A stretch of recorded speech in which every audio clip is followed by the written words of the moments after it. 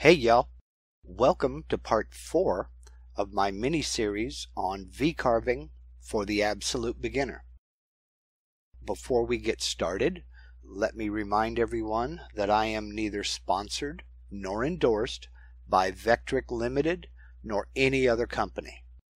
I'm doing this video series to help the person who has never done anything like this before get into their CAD/CAM software and successfully create and finish a project within the CAD/CAM software. Also, for the Vectric users, I'm going to remind you that I'm using VCarve Pro version 9.509, but everything I'm going to show you works exactly the same way in VCarve Desktop, VCarve Pro, and Aspire. As I alluded to in my last video, part 3 of this series, we're going to get into a little bit more advanced project this time. This is the project we're going to create. It's a 3D clip art from the Vectric Clipart library. And we're going to V-carve a name into it to personalize it. Now, it's a fairly simple project that looks a lot more complicated than it is. We are going to apply the V-carve text to conform to the contours of that 3D project. And that seems to be a major sticking point in this type of a project for some people. So, to get started, let's go ahead and go back into a new session of VCarve, and we'll create a new file. Now, since I'm not exactly sure what size I want to make this project, we'll kind of make a piece that's a little bit oversized and we'll size it from there. So starting at the top, this is a single-sided job. I'm going to take a piece of material that's 12 inches wide in X, 12 inches wide in Y, with a thickness of 3/4 of an inch nominal. I'm using inches for my unit of measure. I want my Z0 position to be on the material surface. And for layout purposes, I'm going to put my XY datum position in the center of the material. We'll go ahead and accept everything else as it is. And there's our piece of material. Now, the first thing we want to do is we want to import a piece of clip art from the Vectric Clipart library. Now, this is not a tutorial on how to import a 3D model into VCarve. That's well outside of the scope of this video, and that's a subject for another video at a later date. So, with our material, our job setup completed, we're ready to go ahead and import. And the way we'll do that is we'll come down here to the bottom to the Clip Art tab. Click that tab, and that brings us into our library. Now we have a couple of different folders here that come with VCarve Aspire when you purchase the software. One is the Clip Art folder. So if I click on the name Clip Art up here, it opens up this folder here, which are the categories of clip art that are included with the software. There are 2D vectors, there are 3D tabs, and then these are 3D clip art designs. We also have the Design and Make folder. These are the patterns and clip art files from the Design and Make website that can be purchased for import into your Vectric software. We'll go back over here to my Clipart file, and I want to find the football Clipart.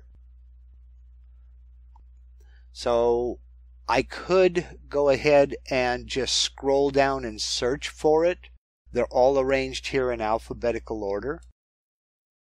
But I'll go ahead and I'm going to click on Objects and People, and we'll look down, and there is our football file. Now we have 3 different versions of the same football.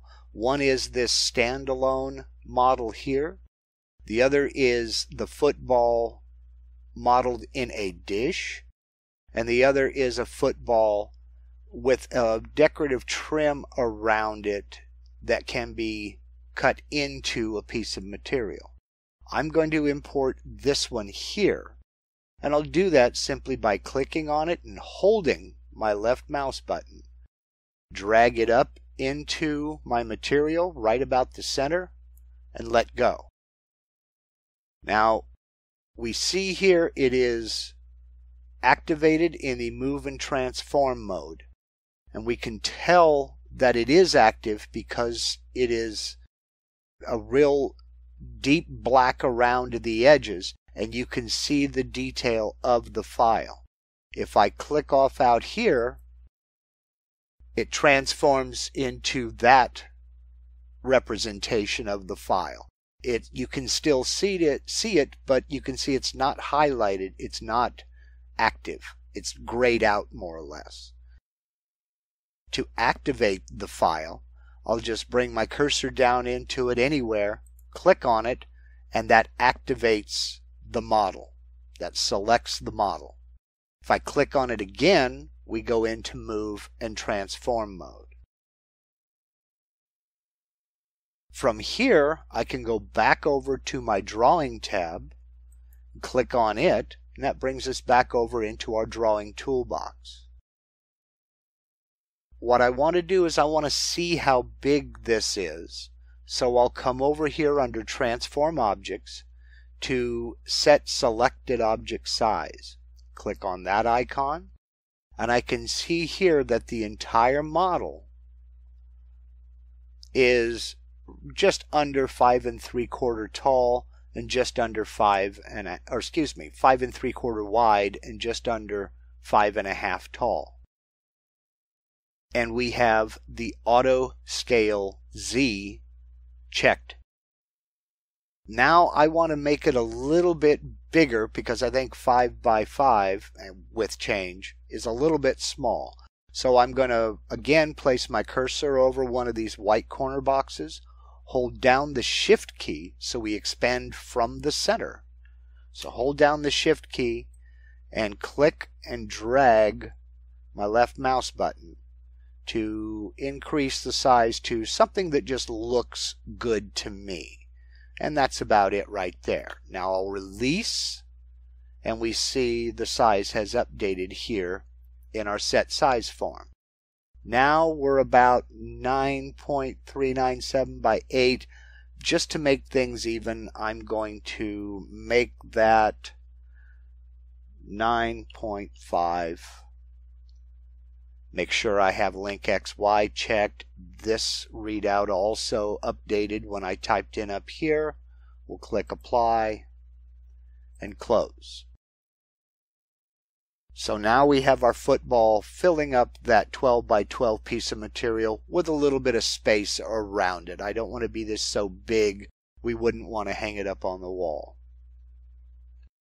So with the football still selected, and we can tell it's still selected again because we can see all the details in it, I want to come over here and click on my Modeling tab. When I click on the Modeling tab, I get a list of the components. The only component in this so far is this football. If I double click the title football, it brings me into the component properties. Now this is something that we do want to check because of our material thickness and the thickness of the model. This model has contour. It has a height. We want to make sure that our model isn't thicker than the material we're cutting it out with. And we do that by looking right here under Shape Height. We see here that the shape height is 0.502 or 5204. So it's a little bit thicker. This model is a little bit thicker than a 1/2 inch. That's fine. Our material is 3/4 of an inch thick. So we're okay. If, for example, this model was 0.9 inches high, we could adjust that shape height right here. We would drag this slider down to make the model a little bit thinner. We don't need to do that. We're just fine. We can go ahead and close that form.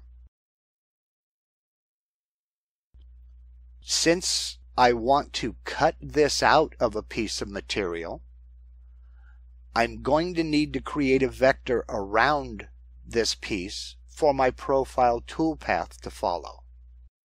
So what I'll do is, with the model still selected, in the Modeling tab, I'll come up here to this third icon right here, create a vector boundary around the selected component. I'll click on that icon, and at first glance it appears that nothing happened. But if we come over here and look and zoom in just slightly, we can see that there is a vector now around our model. And I can select that vector by clicking on it, and we can see the red, how it's now selected. Our model is deselected, but the vector around it is selected. So with that completed, with our vector around our model, we can go back over here into the Drawing tab to our Drawing Toolbox, and we can customize this a little bit. Now, I want to personalize this by V-carving the name of my nephew into this football. So I'm going to create a piece of text to put right here on the football. So what I'll do is I'll select the vector, not the model. I'll select the vector that we put around the football, and I'll come over here to Draw Text within a vector box. Click on that icon, and our text is going to be automatically sized to fit within that vector box. With some modifications. We will still have to modify the text after we've got it typed in, and I'll show you how to do that. Now, I'm not going to use my Times New Roman font as I am so wont to do. I'm going to select a different font because I'd like it to be a little bit bolder. I don't want it to be too bold, but I want it to be something that kind of stands out and lets everybody know that this is my nephew's bedroom. This is to go on his door. I kind of like this one here. It's nice. It's nice and bold, but it's not obnoxious. So I'll go ahead and select this is Swiss 721. Select that font. I'm not going to select bold or italic. I want it based on the center, and I'll come up here and I'll type in his name. Now in real time, VCarve put that into our text box, and I think that size is going to work out okay. I can always change it a little bit later on if I need to. We'll go ahead and accept it as it is, and we'll close that form. Now what I want to do is I want to rotate this text so it kind of fits within the football here. and maybe resize it a little bit if it appears to be too big or too obnoxious. So it's already selected. I'll go ahead and click it again, and we go into the move and transform mode. Now I'll choose one of these black corner boxes here, and it doesn't matter which one I choose, and I'll rotate the text around its center until I see it kind of following the same direction as the football itself. That looks pretty good. I can always nudge it just a little bit more if I think it needs it. Come up here and grab a hold of the center box right around here, of the center of my text. Click, drag it down just a little bit so that we can still see the laces and it won't interfere with any carving there. I think that might be just a little bit big. Now I'm going to leave it the way it is. Let's kind of just nudge it around a little bit here till I get it to where it just looks nice. There is sometimes no real rhyme or reason. There's no dedicated or set path for this. We simply go until it looks good to you. And I think I have that placed where I want it. So now I'll click off over here to the side. And we're ready to go ahead and start calculating toolpaths. So right now what I want to do, however, before I calculate my toolpaths, I want to save this project. So I'll come over here to File, click Save As, and we'll navigate to the folder that I want to put this in. And we'll put it in here with one I've already created. And I'll select a name.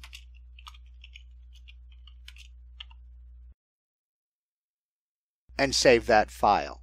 Now, if something happens, power goes out, laptop decides to crash, I haven't lost what I've already done. So now I'm ready to calculate toolpaths. So we'll switch over here to the Toolpath tab. Now we're going to get into toolpathing strategies. With a model that's a little bit, with a file that's a little bit more complex, such as this, where we've got a 3D model, we have a profile vector, and we have V-carving, we need to think about the order of operations. We need to think about what we need to do first. What, if anything, any of these other toolpaths are relying on. The first thing that I'll want to do is I'll want to carve this football so that I have the shape to apply the V-carving and the profile cutout to. The profile cutout should always be the last operation I perform. So we'll select the football and we'll come up over here and select either the 3D roughing toolpath or the 3D finishing toolpath. Now with this shallow of a model, it's a 1/2 inch thick, so it's not going to be cutting that deeply into the material to reveal this model.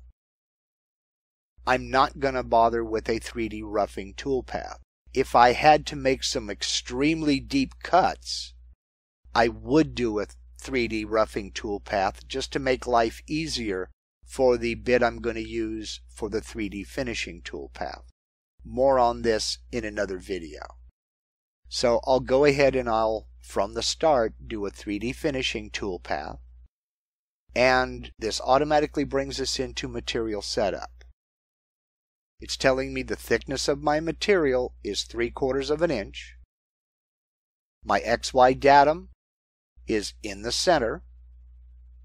I want to make sure that I have Show Detailed Summary on the Toolpath tab checked, because this gives us options we wouldn't have without it. My Z0 again is on the material surface. I have the model.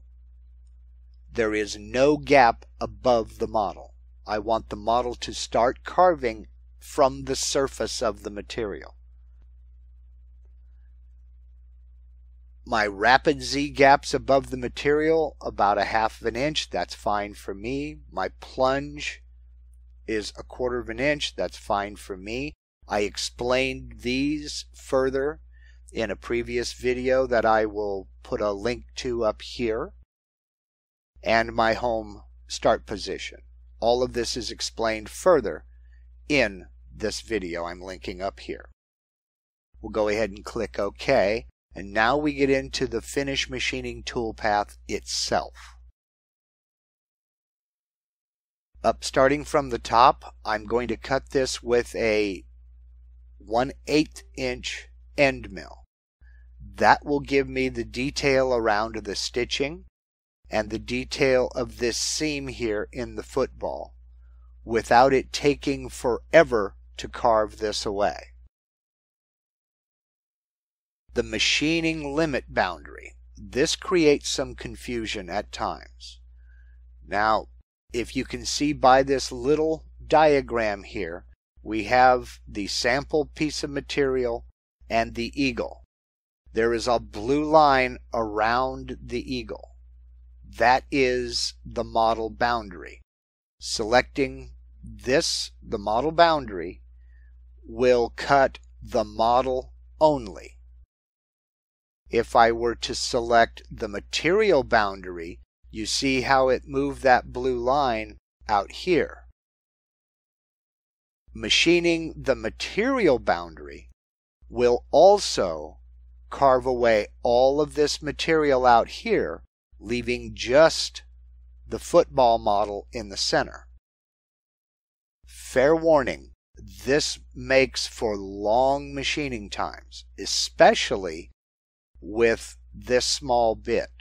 It would carve away all of this material here until it got to the football, then start carving the contours of the football. I don't want to do that on this particular project. Going to a selected vector and a selected level are topics for another video further down the road. I'm going to just carve the model boundary, and that's all. My area machine strategy, I'm going to use raster. I could use offset, but I'm going to use raster simply because I don't want any patterns carved into the material that I'm going to have to come back in here and sand around these laces. I'm going to use a raster angle of 0, meaning the bit's going to move back and forth from side to side in X. My safe Z is 1/2 inch. I'm going to leave all of this alone.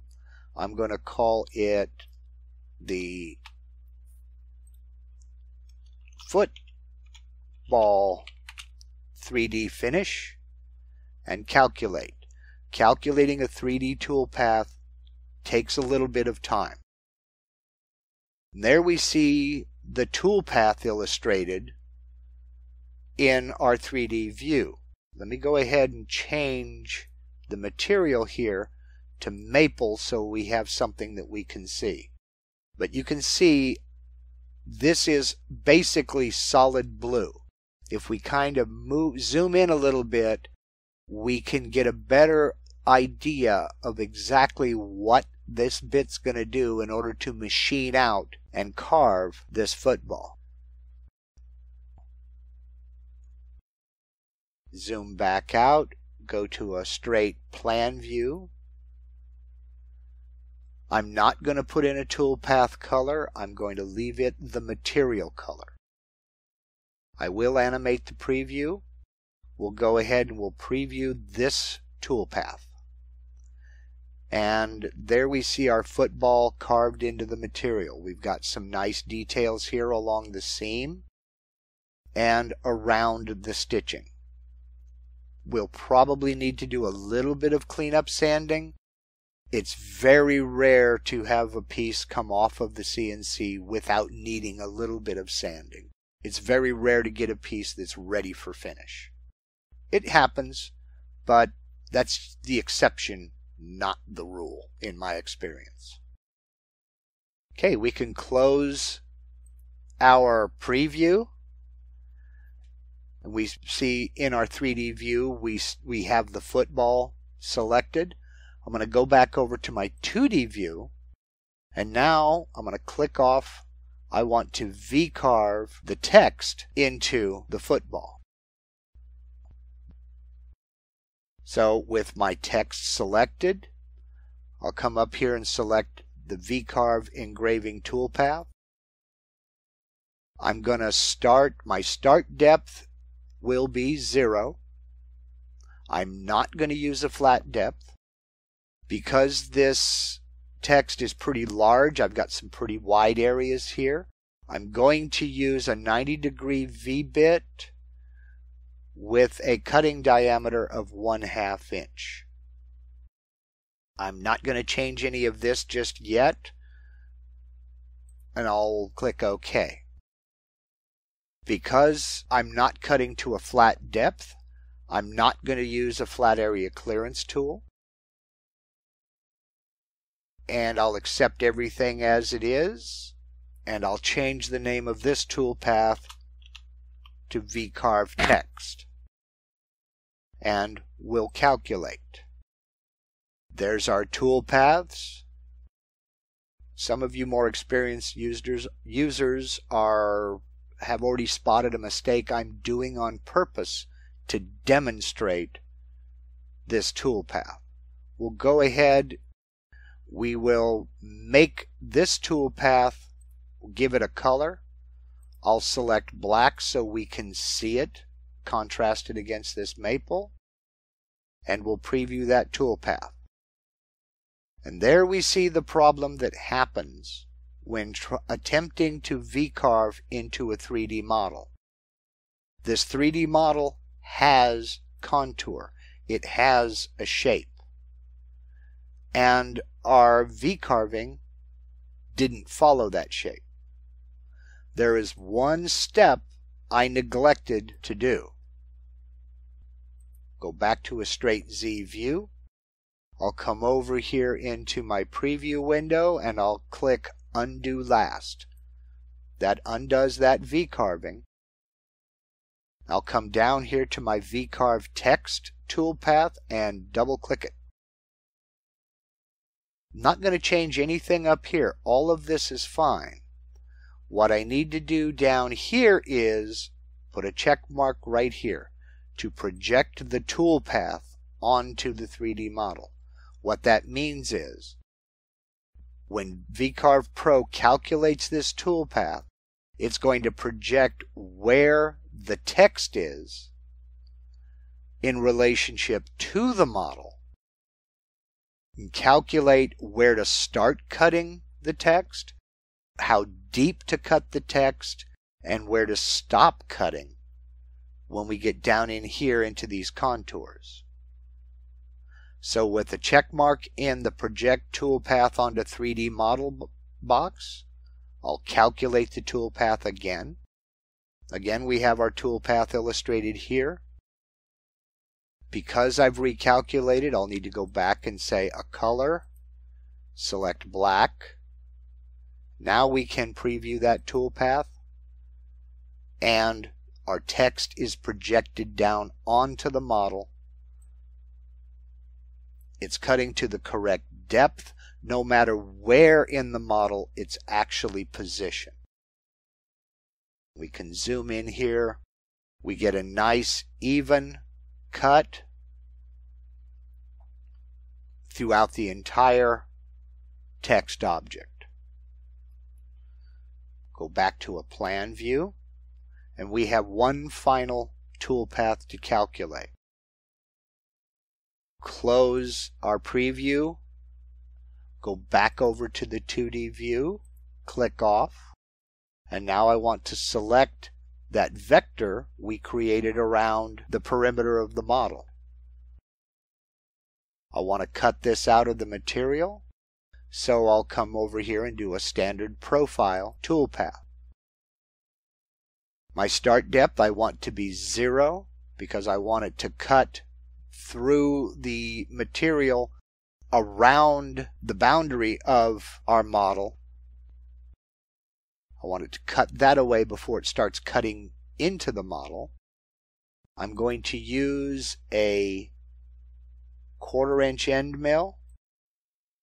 I got ahead of myself. My cutting depth, as I always do, I'm going to enter Z plus 0.005, then tap the equals button so that I cut 5/1000ths of an inch through the thickness of the material I entered over here in Job Setup.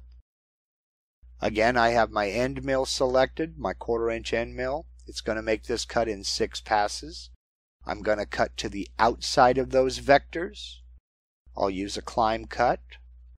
I am going to do a separate last pass with an allowance of 0.01. I explained the separate last pass in a previous video, and I'll link that video up here. For this demonstration, I'm not going to add tabs. If I were actually going to go outside and cut this, I would add tabs here at this point. I am going to ramp in my plunges, and I'm going to use a smooth ramp over a distance of about 1 inch. I'm going to go ahead and change the name to Profile Cutout, and we'll calculate this toolpath. Again, I get the warning that the tool's going to cut through the material. That's okay. I want it to. And there's our toolpath illustrated right there. I'll go ahead and preview this. Because I didn't add tabs, I can double click my waste material to get rid of it. And there is our 3D model. Machined out with our text that I could paint or fill with epoxy, whichever. Then sand and finish. And we're ready to hang this up on my nephew's bedroom door. It's sometimes the simplest steps that will make or break the project. And when it comes to our VCarve toolpath, selecting that box right there, project toolpath onto the 3D model, can save a lot of aggravation if you're trying to customize or personalize a project after you've already invested the time it took to cut this 3D model. I'm going to go ahead and wrap up this video right here. If you got anything out of this video, I do hope you'll give me a thumbs up. If you have any questions or comments, please don't hesitate to leave me a comment down in the comment section. Now, if you'd rather not leave a public comment, come on over here to my website, marklindsaycnc.com, and click on this Contact Us link right here. And you can send me a private message. I do read every private message I get through the Contact Us link, and I do my best to answer every single one of them. marklindsaycnc.com is sponsored by Harneal Media, the website design company that specializes in websites and web hosting for makers and the maker community. Harneal Media, as well as myself, are both proud members of the Makers Media Network. We're a co-op of makers, woodworkers, and craftsmen who are dedicated to our craft, dedicated to growing the community, and helping and promoting one another whenever possible. So once again, I'd like to thank you for taking the time to watch this video. If you know someone else who would benefit by taking a look at this project, by all means, share this video on your social media.